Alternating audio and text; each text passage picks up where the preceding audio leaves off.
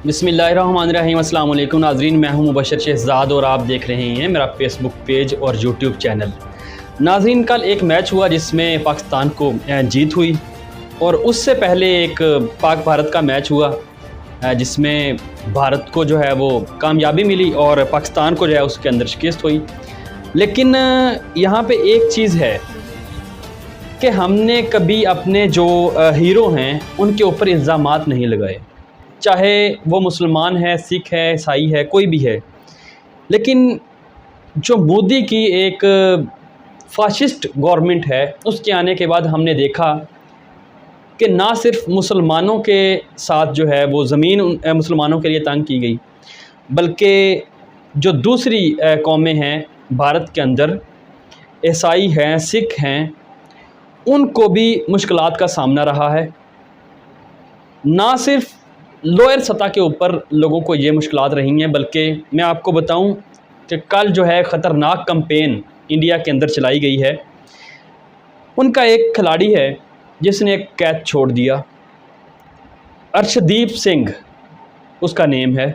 बड़ा अच्छा खिलाड़ी है और पाकिस्तान के लिए बड़ा ख़तरनाक साबित हुआ है। पिछले 2 मैचेस के अंदर मैंने देखे हैं, उससे कल एक कैच छूट गया आसफ़ अली का, और जो लान तान और मलामत, और उसको कहा गया कि ये तो खालिस्तानी है।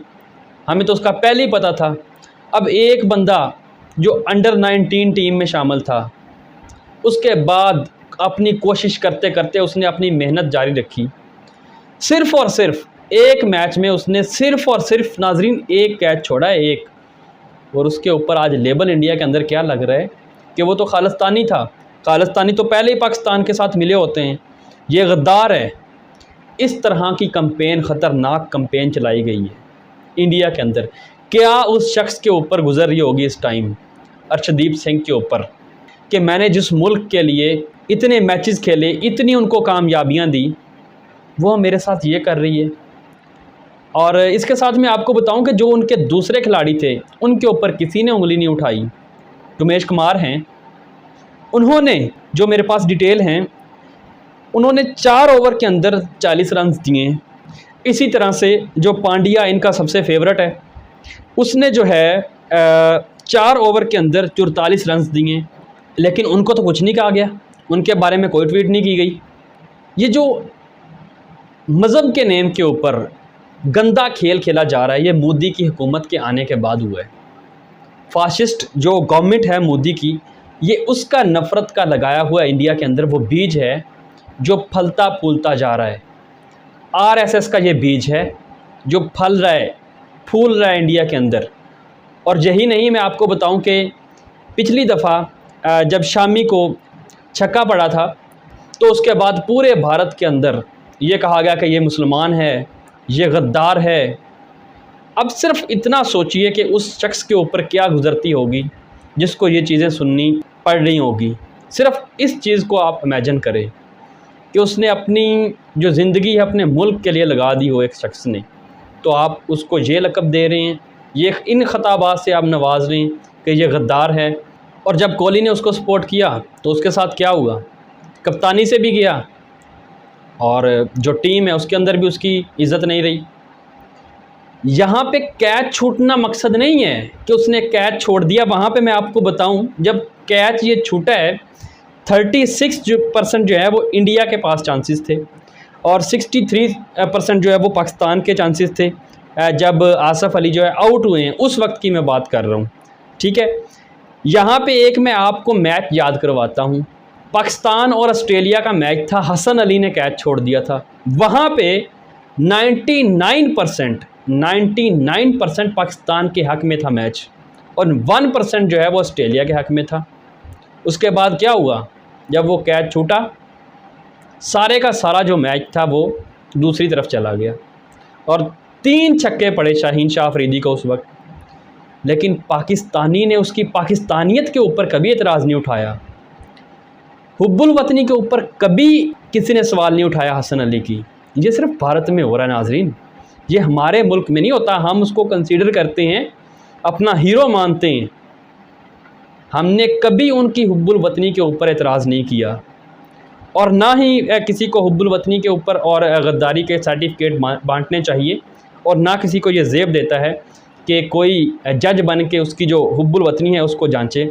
लेकिन ये सिर्फ़ और सिर्फ जो मोदी की फ़ाशिस्ट गवर्नमेंट है उसका लगाया हुआ बीज है जो आज हमें देखने में पड़ रहा है।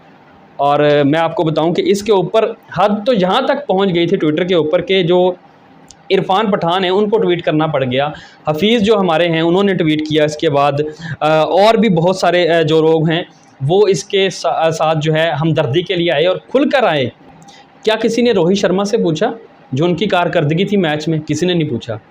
क्यों? उसके नाम के साथ शर्मा आ रहा है और किसी के नाम के साथ कुमार आ रहा है, क्योंकि वो हिंदू है। और हिंदू को तो कोई पूछेगा नहीं, वहाँ पे तनकीद नहीं करेगा। तनकीद होगी मुसलमान के ऊपर, सिखों के ऊपर, या दूसरी जो अक़लियतें वहाँ पे मौजूद हैं। एक तरफ आप डिक्लेयर करते हैं कि हम सेकुलर मुल्क हैं। अगर आप सेकुलर हैं, क्या वहाँ पे मुसलमान आज के महफूज हैं? क्या सिख महफूज हैं? और मैं आपको बताऊँ कि सिखों के अंदर इसके बाद, इस वाक़े के बाद बहुत ज़्यादा शदीद जो है गुस्से का इजहार किया। जो आम आदमी पार्टी है उनकी, उनके जो सेनेटर हैं, ये जो जिनका मैंने आपको नेम बताया, उन्होंने सेनेट के मेंबर भी हैं, उन्होंने बताया कि मैं जो है वहाँ पे भी आवाज़ बुलंद करूँगा इस हवाले से। और इस कैंपेन को रुकना चाहिए। नाजरीन, मैच में हार जीत होती रहती है, लेकिन इस तरह की हल्काबाज से अगले बंदे को नवाजना और डिग्रेड करने के मुतरादिफ़ है। ना सिर्फ डिग्रेड करने के मुतरादिफ़ है, बल्कि उसके आप सेंटिमेंट्स के, जज्बात के साथ खेल रहे हैं कि उसको आप गद्दारी के, मुसलमान होने पे ताने दे रहे हैं। शामी को जैसे मैंने आपको बताया, अब अर्शदीप सिंह को आप, क्योंकि सिख है वो, तो इस वजह से आप उसको खालिस्तानी होने के ऊपर लान तान कर रहे हैं। तो ये मुनासिब नहीं है। ये चीज़ें ख़त्म होनी चाहिए। ये आपका जो माइंड का लेवल है उसको शो करती है कि आपकी सोच कितनी है। आज दुनिया बहुत आगे जा चुकी है। इंडियंस को चाहिए कि इससे आगे सोचे। वो भी एक आपके मुल्क का हीरो है, उसको हीरो कंसीडर करें। हार जीत होती रहती है और कैच भी छूटते रहते हैं, लेकिन अपने हीरोज़ को कभी भूला नहीं जाता। एक मैच में हारने की वजह से आप उसको गद्दार डिक्लेयर नहीं कर सकते, और ना ही किसी को जज बनने की ज़रूरत है कि वो किसी की भी हुब्बुल वतनी के ऊपर शक किया जाए। तो नाज़रीन, इसके हवाले से आपकी क्या राय है वो आप कमेंट सेक्शन के अंदर बता सकते हैं। वीडियो पसंद आए तो लाइक करें, शेयर करें। चैनल को आपने सब्सक्राइब कर लेना है ताकि लेटेस्ट मालूमात आप तक पहुँचती रहे। अब तक के लिए इतना ही। अपने दोस्तों का ख्याल रखिएगा। मुझे इजाज़त दीजिए। अल्लाह हाफिज़।